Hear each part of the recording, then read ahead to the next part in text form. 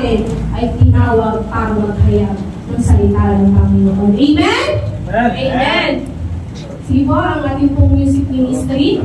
Ang sabi po sa Psalms 95 verse 6, Oh come, let us worship and bow down, let us kneel before the Lord our Maker. So tonight po, let our voice po and heart and hands po natin, ay taas po natin sa ating King of Kings.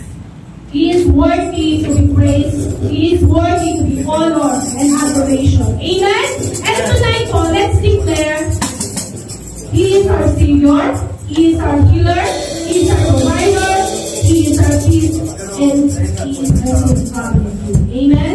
So tayo po ay magbibigay ng papuri at pagsamba sa ating Diyos na buhay.